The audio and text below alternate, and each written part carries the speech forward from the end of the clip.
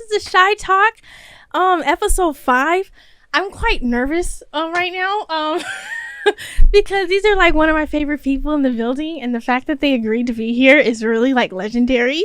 And so I don't think they need an introduction because obviously if you know who they are, yeah, Coach D, Coach Steph, thank you for being here. We're gonna get to the nitty gritty because I know we're on short timing, but of course, thank you for being here. Of course, we're gonna get into like the whole Cleveland era and stuff, but you guys are my first OGs, so this is big. We cracking barriers. So I just want to talk about like, how did you guys meet? You guys are married, so it's like I want to at least branch on that so that people know like there is successful love out there. So how did you guys meet? That's what's up. I'm gonna let you want to tell it because you know she gets on my helmet like I got the wrong version. So. No, he doesn't have the wrong version. He has his own version. Okay. I have a version and he has one. So, okay. You know, I'm King James. I got the King James version. Yes, it is a King James version. Okay. You want to tell the first version? Yeah. So, for years I was involved in like youth development work, and we would take young people to these really dope young life camps, like all over the country. So there was one in Woodleaf. We took about 150 kids, and I met this brother down there named Anthony Jordan, and we asked Anthony to be the speaker at our camp that happened to be in Bend, Oregon. Anthony brought to that camp his wife and his sister-in-law, who was Stephenie, and she saw me and she was jocking. Okay, that's cap. But I saw her at this camp and I was like, you know, she had this beautiful, radiant chocolate skin from across the room. I was like, period. Man, I was like, she's beautiful. You know what I'm saying? So I was running the camp. I didn't get to kind of talk to her. I did catch about 4 or 5 different guys that were there who were all like trying to talk to her. Mm-hmm. And she was just like killing them softly. So at that point I was like, man, I'm gonna be number 6 because she's wet right now. Yeah. She's not missing. She's like, she's knocking them down. I'm like, so I'm gonna be a victim of circumstance. So I didn't end up saying anything. I came back home. I was chopping it up with one of my partners, Tendai Marari, and no lie, I said, he was like, I was talking about camp, and I said, man, I said there was a sister there. I tell him her name, Stephenie Lincoln. He's like, I know Stephenie Lincoln. I'm like, man, shut up. He's like, no, my son Demetrius, that's his cousin. I'm like, so he gets the phone and calls Steph. He's like, I'm sitting here with my guy, and I could hear her Shai in the background. She was like, so? It's like, what? Anyways, she was playing hard to get. I mean, the rest is history. Wow. I mean, clearly, I stepped up to the line and I sang both free throws. It's a hot mess. I can't. So is that kind of... It's kind of accurate. Okay. What's your version? My version is similar, except that he acts like that phone call was literally just that, and it wasn't. It was just that he lived in Seattle and I lived in Portland. Oh yeah, so it was a long distance thing, and I was like, no, I'll pass. Wow. But I always knew that my husband didn't live in Portland. So I was like, well, let's try it. Let's holler. Oh my God. And how many years in are you guys? 19. Next February will be 20. Jeez. I know. Ah. We're going to South Africa. Went by really fast. Ooh, that's fun. With a bunch of friends. Yeah, we're going to do like a really dope kind of learning lab. I got a good buddy of mine, Ben McBride. He does these dope learning labs. So he does one in South Africa. So we got about 30 folks that are going to travel with us, and one of the nights we're going to do like a vow renewal. As you should. Yes, we should. Yes, I love that. I mean, you guys are like, when I think of like power couples in my life, you guys are definitely one of them. And so thank you for having just a great example, because you guys, like the way you guys love on your kids, and then you love on like, I consider like the way you guys treated us at Cleveland, you guys treated us like your adopted kids. Like you guys really did more than just coaching. So I just love that. And so like going into because marriage, people think marriage is like fairy tale. What is some advice you can give to people who are dating to marry or people who are newlyweds? Like, Because people really, I know, like, my generation, we really don't, I don't say, like, marriage is the end game, but, like, people really just don't branch for that anymore sometimes. And so it's hard to date out here. I think that's why I'm still single. So, like, what advice or what can you say, like, about that? I think as a young woman, the most important thing that I can stress would be to really be growing and continuing to get to a place that you are whole. You know what I'm saying? And it's a process. Healing is a process. And so I think that a lot of times people think when they get married, everything's going to be perfect, right? Or I'm going to do everything once I get married. And the fact of the matter is that when you get married, you have a mirror that lives with you and that you see all day, every day. And it's not easy, right? And you're faced with your own issues. And are you willing to grow or not? And the fact of the matter is that you can be doing that prior to whoever it is you meet to marry. Right. And if you do that, when you do meet that person, it's all good because you're willing to be vulnerable, to grow, to listen to what the mirror's telling you. Yeah. All right, Coach. Yeah. I joke with people. I'm like, in the 19 years that we've been married, Steph's been with 3 different men, and people are like, "What?" I mean, I'm the three different men, right? In the sense that, like, I've evolved and I've grown and I've changed, and I think so often, you know, one of the things that you hear from people is they're like, "Well, we're just incompatible," and it's like, that's a term made up by lawyers, right? For people to be able to get divorced. No two people are compatible. Like, compatibility happens through a level of intentionality, a level of focus. And so I agree with Steph. I think it's one about doing your own internal work. We tend to think about leadership in terms of like leading other people, whether that's leading down or leading laterally or leading up. But I think 50% of leadership is about leading yourself. And a lot of people are trying to get into relationships and they haven't healed. And we always say, like, hurt people, but heal people. So I think if you get 2 people together and they're healed, then you become a gift. The other thing I think for me is it's important to really marry your purpose, right? People's like, why you been together 19 years? I'm like, I married my purpose. Like, you could divorce a wife. You know what I'm saying? You could divorce a woman. You can't divorce your purpose. And so, so I think finding your purpose is important. And having somebody, for me, it meant having somebody too who loved God, because we're all humans and we're stubborn, you know what I mean? And so there's just times that, like, you can't get to a person.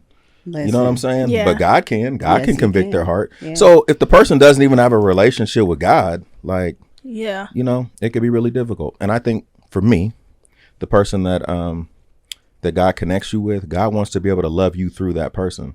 So the depth of their relationship with him, I think, becomes an indicator of how much capacity they have to really love on you in the ways that you need to be loved on.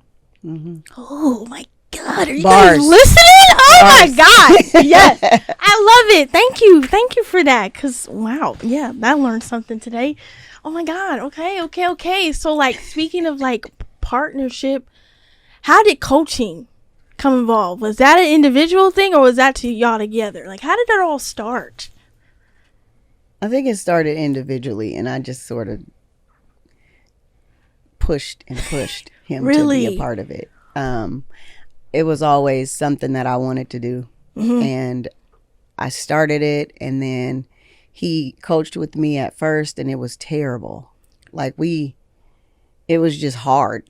Really? A lot like marriage, right? You got to figure it out. Yeah. And so we had some time to figure it out. But when we went to Cleveland, I was like, I need you to come with me. And he came. He didn't really want to come, but he came. Really? Yeah. What? I would have never thought. I would have thought y'all was like, yeah, let's go. Like, nah, he was. Well, I mean, Steph's from Portland. So, you know, at the time when she's like, they want me to take the Cleveland job, I was like, Cleveland? Cleveland, yeah. Exactly. I'm like, man, that's where they take kids to put them to sleep. Like, what you mean? Like, okay. Yeah. I was like, that's what's up, though, you know? And she was like, and I want you to help me. And I was like, now you're really tripping. Like, I'm not going to Cleveland. So So the conversation just kind of continued, and you know, she wore me down. Yeah. And man, the rest is history. But I don't think it was really hard. It wasn't hard for me. Like, I had a lot of friends, guy friends, who were just like males. They're like, man, bro, how you coach with your wife and your wife's the head coach? And, you know, and I'm like, I've never been a person who like struggles with authority in that sense. You know, I mean, obviously I had to grow in terms of being able to embrace authority, but I feel like I walk in authority because I don't have problems like coming under authority. And power is something that like moves and is fluid. Yeah. You know, so in our relationship and in our marriage, it's not this like, oh, I'm more powerful than you. It's kind of like if you were going to have a surgery and a brain surgeon, like, who would you want to have all the power in the room? You know what I'm saying? As much as I love my wife, as much as I love my parents, I don't want none of them having the most power in the room, right? Right. I need the person who knows, and they love me more than that surgeon, but that's not what they're good at. That's not their skill set, right? Right. And so power is fluid. When you come out of that surgery room, the nurse holds all the power, and then the physical therapist. So power is fluid, right? And it moves. And so it's really about how do you share power more than it is about how do you lord it over someone? How do you recognize, you know, someone's gifts, their strengths, their abilities, what they bring to bear, and what are the ways that you can offset each other? You know what I'm saying? Like in that way, rather than like compete. And I think nature teaches us that, like masculine and feminine energy. Like you can't create anything without masculine and feminine energy, right? Like masculine energy opens up, carves, creates space, and, you know, feminine energy comes in, you know, the seed is birthed, and they form what's known in nature as a symbiotic relationship, right? So you need masculine and feminine energy. And in today's world, I think like we got so much competition between like men hating on women and women hating on men. And I don't, you know, and I'm like, why are we fighting each other? We need each other in this world. So let's heal and figure that out. Yeah. I'm glad you said that. Yeah. Cause I be trying to get some people on here, but some people be, I'm like, okay, I don't sweat it though. Because they're going to want to eventually come. That part. Yeah, you know? And the people that come should be here. Yes. So, I'm glad you said that, Coach. But, okay, so, like, what year did you start at Cleveland? 2008. Okay. It was 2008. And how was the team then? Like, what was your first, like, impression of, like, just, like, okay. Well, when we first started there, Cheyenne was there, Whitney was there, Olivia, Big O. I don't know if you know her. She was a track star and was like a state champion. Oh, Olivia Ward. Name sounds familiar. I'm good with faces. Yeah. Could jump out of the gym. Matter of fact, I think she's like the long jump. Right? Like 2 years in a row. She could literally jump out of the gym. Then you had little tiny Jacqueline Branch, and she could just run fast. She reminds me of Shai. She was you. She was the first version of you. And so we had Kobe. And so we had a really good nucleus of players, but they just never had any idea of what it meant to be a team, to win, none of that. And so the first time I walked in the gym, I was like, hey, how y'all doing? Yeah. And introduced myself, talked to them. I was like, oh yeah, we're going to state. We are going to win championships. And they laughed at me. Really? Literally laughed at me and was like, who is she? Yeah. Who does she think You're she is? in the wrong gym, lady. You're in the wrong spot. And you know, we did what we did. But that first year, we went to districts. Wow. Yeah, we went to districts. And I was so new that I kind of messed up an opportunity in my perspective for us to actually go to state, because I went real hard on them the night that we lost the game to get to state, but we had another opportunity the following night. And so I had mashed so hard that the next day, the faith was gone. They was mashed on it. They couldn't bounce back. And so that was a good lesson for me to learn. Yeah. But that next year we went to state. Right. We didn't win. Yeah. But we went to state and placed third. Okay. It's so like I got my stats together. I would not get them together, girl. So 2010, 3A state champs. What did that year feel like? Like you finally won. What was that? I need to know. That was everything. We had our ups and downs. We had got beat up real bad by Holy Names a couple times. Yeah.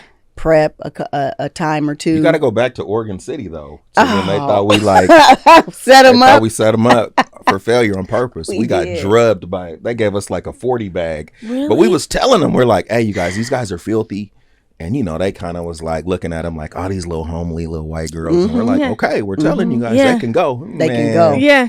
It was like tip ball, wet, 3. Done. Oh, Steal, no. layup, Those be the worst press, ones. down Yeah. 10. Yes. Just like that. Yeah, no, we got 40 bagged. And I remember the parents and the They kids. was mad. They was hot. Oh, They yeah, thought for like sure. we did it and we're like, no, if you want to be the best, like you got to play the best and Yeah. you got to grow. So it was rocky. It was kind of rough. It was rough. Cause you guys won That was a by rough year. Yeah, you guys won by 3 in that against Holy Names in the state championship. Yeah. So that And was we had like lost to them 2 times prior. great redemption. both by like 20, Yeah. Whoa. Yeah. Oh, so that was a huge heartbreaker for them. Like, It was. Oh, what? yeah. And they were undefeated.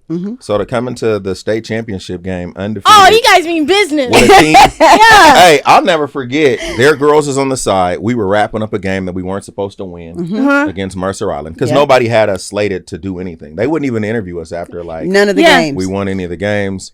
And so we weren't even supposed to be there. So it was kind of like, whatever, we're playing with house money. We're not tripping. Yeah. Exactly. And I remember after we beat Mercer Island, one of the Holy Names girls is on the side and she was like, well, I'm not going to say what she was like, yeah, beat they A. Or, I don't know what the rules are. Whatever. She Yeah. said, beat they ass so we could, she said, yeah, beat they ass so we could beat y'all's ass tomorrow. She didn't even have us in the game. Right? She was just my. like, basically she's like, we done pounded y'all twice, so we're happy to play y'all again and, run it back. Yeah. Yeah, that's not how that turned out though. So, Okay, and then Yeah. the next year you guys lost to Eastmont by 1. How was that? Like, Oh yeah, I forgot Over- about that. because you Over guys on- were going for 2 That was peats. Cheyenne's Over senior- on the was east that, side. That was Cheyenne's, senior year. That's Yeah. right. Yeah. Yeah. Yeah, that was a heartbreaker, man. That was a long ride back from Spokane. It was like 6 hours on the bus. Oh no. Folks was boohooing and crying. Yeah, because you guys were going for the 2-peat. Yeah, That was rough. and we got 2-pieced. But do you feel And like Shai you guys cried all needed the way that? home. Yes. Well, yeah, but I don't know that team was necessarily suited to be the kind of team that could turn around and win it all. We were like super young. So that was the year that all of y'all were freshmen. So My mind him? Yeah, My and those guys are freshmen. Lexi, so you got Lexi, Asia. yeah, Asia. exactly. Wow. So all freshmen, and Okay. Cheyenne was the lone senior on that team. Okay. Kayla was on the team. Okay. I but remember. Kayla didn't play that majority of much though. Yeah, But she didn't played play towards much of that the season. end. Okay.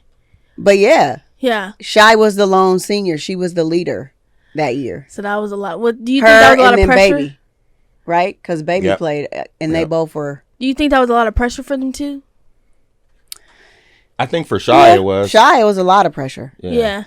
It was Yeah. a lot of pressure for her. That's why she took it the hardest, and she was a senior, so she wanted to do it again. And you were like 3A player of the year or whatever Mm-hmm. for and in the state championship. You come back the next year, there's like all of these expectations. So Right. I think it was just A the lot. pressure, and everything that came with it. And then our team was so small. I think Shai was like a big, wasn't Yeah, she playing like? we had her playing post. She had, Wow. she had to play post on defense. Wait, and then- Darnisha wasn't there yet? No, Da came. That following. Yeah, like a little bit later. Yeah, she came after that. Oh wow. She came after that. Oh wow. Yeah. Because 2012, you guys lost to Franklin the second round by 13. Jeez. So, what was that? Because Jade was freshman. Jay was a freshman. Yeah. Baby was a senior. Yeah. That Franklin squad was a squad. They were. Yeah, they were good. They had some goons They did. Yeah. I remember we beat them though earlier in the year. Mm-hmm. And Rope and a couple of them guys like got on Twitter, said something real Talking slick. head. Not the Twitter Oh fingers. yeah, Yes. got Twitter fingers. Got Twitter. And and it got under Their Franklin's skin. skin, man. Yeah. And they came out. Swinging. Patrice, Yes. Totson, and who else was it? Janae Lewis. Man, all them Yeah. guys, they got hot. They was like, these little freshmen are running their mouth. So then it turned Yeah. into kind of like, we're not Yeah. going to ever let these little freshmen beat us Exactly. again. Yeah. And they And just that's how started they playing treated bully us ball. in that game. I remember Like they was I remember freshmen. going to one of those games. I think it was at their house, and I think this is when I was like, I think I want to go there. But I was only 7th grade, so I wasn't really worried about where I'm gonna go next because I knew Eastside Catholic wanted me, but I was just like, I don't know. But okay. So then, 2013, you guys won by 2 against Seattle Prep. Mm-hmm. So how was that feeling now back at the top?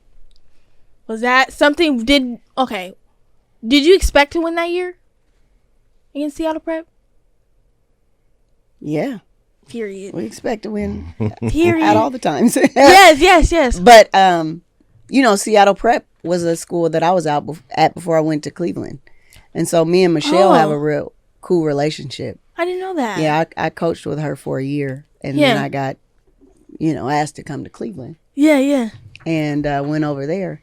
And Prep always kind of lived in our team's mind as this team that was really good. And so we struggled playing them. And Michelle can coach. So she would be doing all the things with these white girls. And these white girls would be balling out, right? Just doing all kind of stuff. And you're like, how are these girls doing this?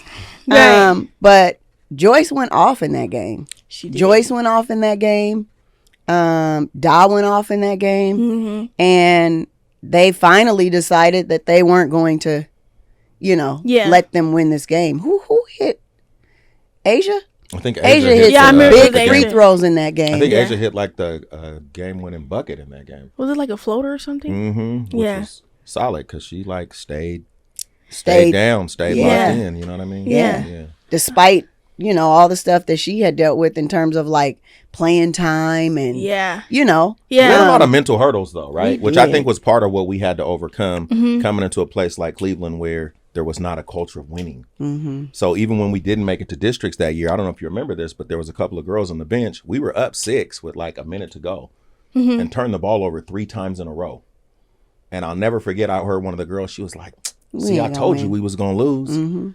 Right? So like, wait a minute. Yeah, what are you told her we were going to lose before the game? Like, what are we talking about? No. That's what happens when there's like a culture and a mentality, right? Of like, you start to expect not to win. So that was what it seemed like we were really up against. It was cracking a culture and changing people's mentality so that they could show up differently and raising the bar of the expectations. So we always had high expectations, and we believe that if you're gonna have high expectations, you should have high support that matches those expectations. And the rest is history. You know what I mean? We did a lot of work off the court. It got rolling. A lot of work off the court. The retreats and like bonding, it was definitely, I felt like it was needed because it built chemistry between us.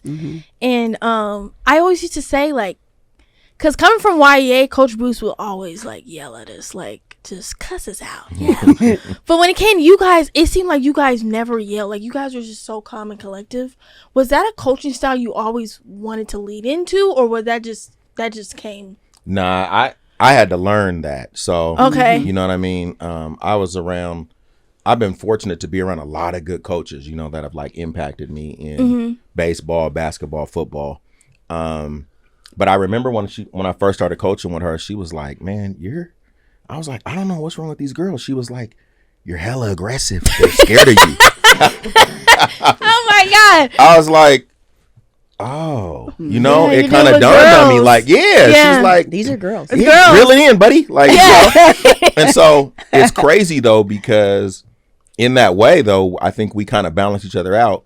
Steph is really fiery, but she's hella cool, calm, and collected. So you don't always see it. And I'm just like on edge, we're down 15 and she's like, all right, Mr. girls, Pop-Up. we're down 15. We're just going to chip away. I'm like, nah, I'm going to chip your tooth if you don't play no D. And what are you doing, right? Like, I'm on a whole nother, and Steph's just always like really even keel. Well, what's interesting is if you think about her teams, they were always even keel because your team's a reflection of you. If you're all, high strung and and perhaps that had a lot to do with the lesson, right, that you learned about how to lean in too hard or not and what that can kind of do in terms of like cracking someone's spirit.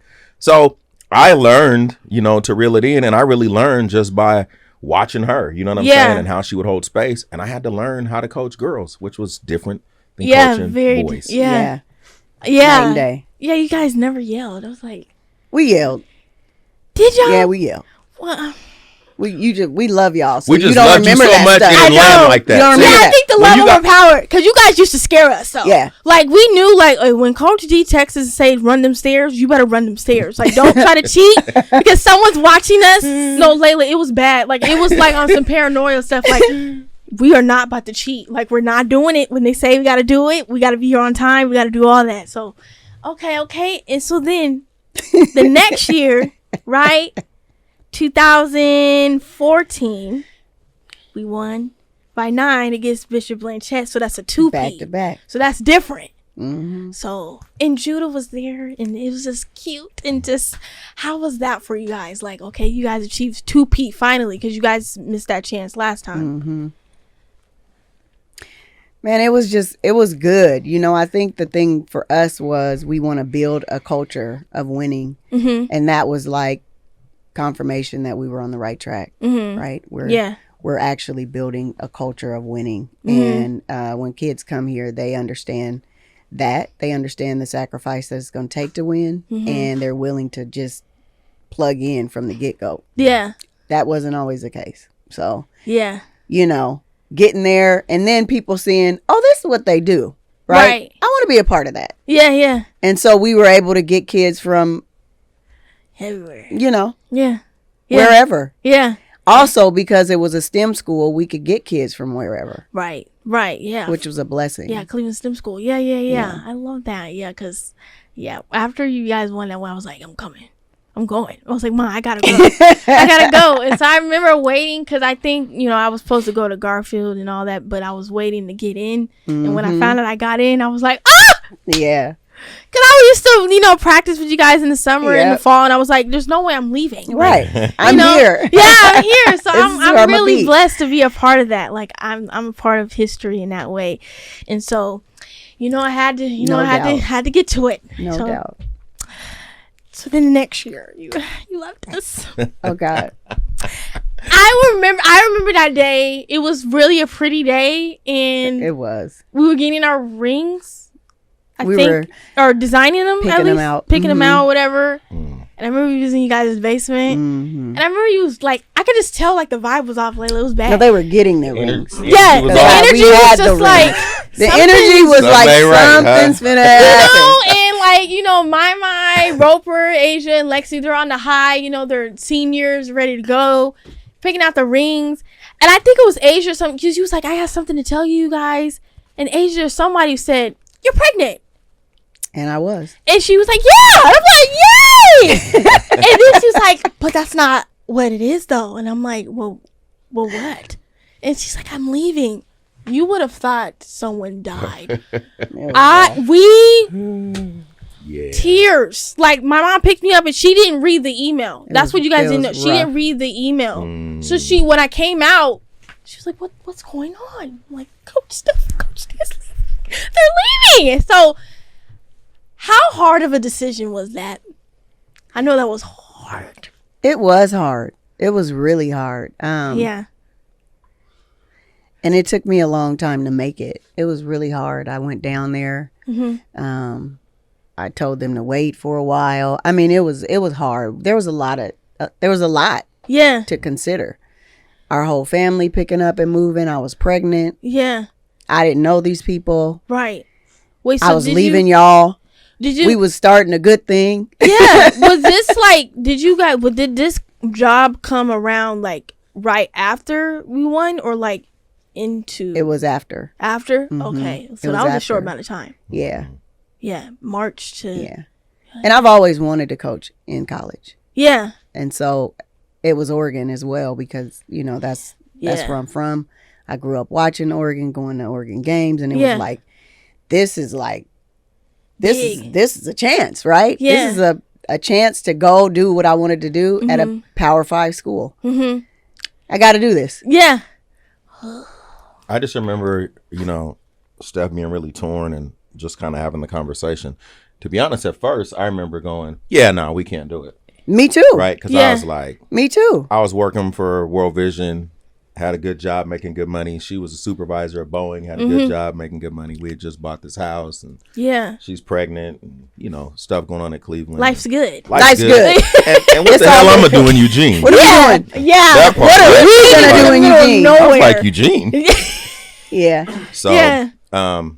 yeah, man, I just remember feeling like, I don't know, it was weird, like convicted one night, like, So again, this was one of those moments where I think power has to be fluid, right? Because I think for a lot of men, it's like, you know, I'm not finna give up my job and move. Where if the shoe was on the other foot, you know, wives support their husband all the time with a job that might take them out of town. So what does it mean to kind of go, hey, this is your dream, your opportunity. But I think the beauty of it for me was challenging her to go, how do you coach these young women and talk to them about pursuing their dreams? Right. And then don't not do model yours. that for your for yourself, right? Yeah. Like, this is what you have been working for. And who goes from like the high school bench to the Pac-12? You know what I'm saying? Like that doesn't happen. Yeah. You know? And so anyways, it just was a really cool opportunity, but certainly one that was filled with a lot of angst. Oh man. For a lot of people. For all the reasons. A lot of not good sleep at night. Really? Yeah. Yeah. I mean, you're talking about a whole community of people. Like we had worked hard to build the community of people around, not just you guys, but the parents, the community, the school, everything. No, for real. I mean, I think it was great to see a lot of parents trust you guys with their kids. Like, I mean, because my mom, I know she wouldn't let me around anybody. She don't trust. So rightfully the fact that she trusted, and rightfully we used to have like team dinners and stuff, and making sure we eat and coming together and having the banquets and stuff. It was just, I feel like the culture you guys printed at Cleveland will forever be like, okay, Mount Rushmore. You guys are up there. So that was I thank you for that. Yeah, Cleveland. So the following year, you know, now you're watching from the opposite side. Yeah. How was that? Very hard. So you know that game that you guys lost. Yeah, I was gonna say that. You know, we they broke our streak, there, our 53 game up streak. up in the stands, hiding, because technically I shouldn't have been there, but I was there. Yeah, with a hat on. Period. Amidst some people that I didn't know. Yeah. Oh God, that was so hard. Yeah. That was so hard. And it was against Lakeside too. Yeah, it man. Was like, yeah. Yeah, it was December 11th. No, Linwood. No, it was Linwood. Was it Linwood? It was Linwood because I thought it was Linwood because remember what's that girl's name? Michaela Pivot. There you go. There you go. See, Pivot. Yeah. Who went to and Oregon remember State. We had put them things on them the year before. Yeah, man. You know what I'm saying? Yeah. Hands. Had like 20 bagged them, and so that was a lot. Man. It was hard because it just was like, what are we doing? Yeah. 2 tweaks, man. Few small tweaks. Two tweaks, and we would have had a 3-peat. Yeah. Literally. Because that state game. It was hard. Y'all were on the brink of history. Right? With the first girls team to do 3. Yeah. Shout out to Garfield. Yeah, shout out to Garfield. About to say that. Shout out. Yeah. Who did it? Team. Yeah. At least it's one of us, at least, you know. But I mean, I left early that year. I had to go. But I mean, that was a hard year for everyone. So I wanted to like see because Coach D, you was at the state game. Yep. And so he was there. Yeah, and I was just over there. Yeah. I was there. I think I actually you talked to you went Yeah, that's a lot. Yeah. Okay. Well, sheesh. What advice do you give to these coaches, like new coaches coming into? Because I feel like honestly, like girls basketball has changed a little bit. Like there's only a few now to me. I don't know. I mean, maybe because I was in that era, but it just seemed like we had hoopers, like boom, boom, boom, boom, boom, and it's like, okay, it's only a few. Yeah. So like, what is your advice or like your impression on girls basketball now? Like, because Garfield, they did 3-peat. They did. You know, that was cool. I love that. It's dope. Even men's basketball is kind of different too, a little bit. Boys basketball is kind of different. So like, what is your take on that? At least in Seattle basketball. I don't really. I think AAU is heavy in the rotation, so a lot of times high school basketball suffers from that. But I have honestly been kind of detached, just because we've got the little tiny people that we're raising, and so I haven't been as plugged in as I normally would be. But the landscape is definitely different. And I always have felt like basketball players kind of go like this because of time. Mm-hmm. Yeah. And you've got, budding stars coming up. Yeah. Stars leaving, so to speak. And so the high school scene is always a little shoddy. Yeah, I feel it's a little shoddy just because you've got this going on. And then you've got AAU implemented in it as well. My opinion. I think also too, like, social media. Oh gosh. Like, everyone just wants to get a little real. They're shooting in the gym so they can get a couple likes on Insta. It's not really about putting in work no more a little bit. Mm-hmm. And I feel like I'm grateful that came after me because I just feel like that would have kind of damaged team chemistry and stuff. And people trying to be superstars for the gram. Yeah. Or there's coaches out there too that just want to get on the gram and show off and showboat. But it's like, one thing about y'all, you guys were very humble. But did that come easy to y'all? Because y'all really didn't have to. Y'all didn't have to be humble. Just a smidge. Yeah, I don't know if I would use the word easy, but I think it was like it definitely felt natural. I mean, I think it's interesting when, like, you go from, being the hunter to being the hunted. Right. So when we were the hunter, nobody really cared. Matter of fact, when we were the underdog, everybody was like pulling for us and rooting for us. Yeah. And then once you're on top, yeah, man, all that love flips. You know what I'm saying? And it like turns to hate. And these same people who were cheering for you, they want to see you fall. You know what I'm saying? Yeah.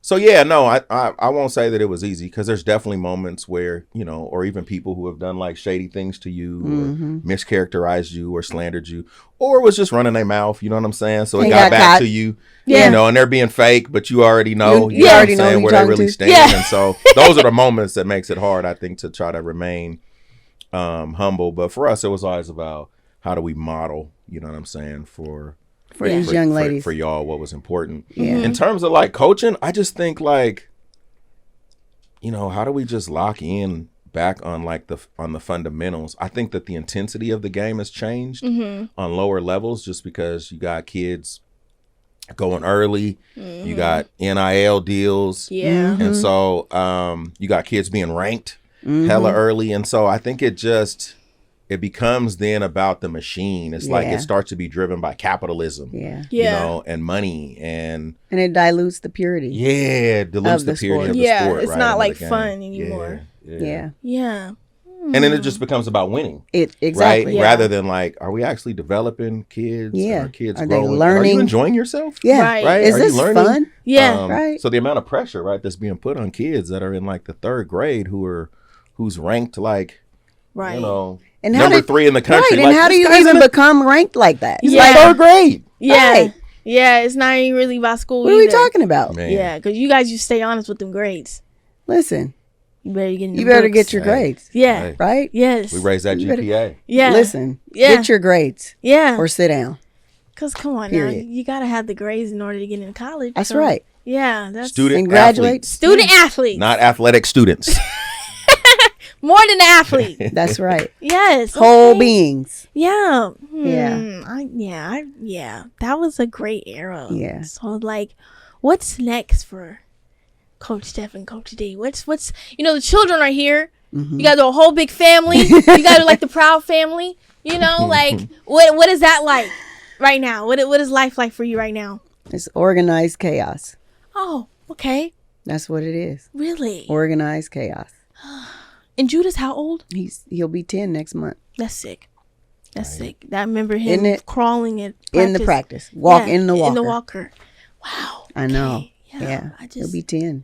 Yeah. And Jael's just turned 5. She's the youngest, and Jaden's 8. Yeah, before Jai we had 2, so we were in man-to-man coverage, and then Jai came and we had to move into a zone. Hey. Yeah. Play that good zone. Yeah. I love that. Now, are they heavy into sports right now?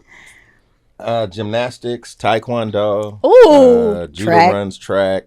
period. Soccer. With FSP, soccer. Yeah, they love soccer. There's no hoopers? No, well, Judah just recently has been like, Jaden's, I'm letting Jaden figure out that she really has to beg me. But she's starting to be like, come on, Mom, let's do. So I think she might be ready. Can we work? Can we practice? Can we? Okay. Oh, I love that. You serious? Okay. Yes. Yeah. Oh, I love that. That. Okay. She's really athletic. Yeah. Wait, who does the gymnastics? Her? Jaden. Yeah.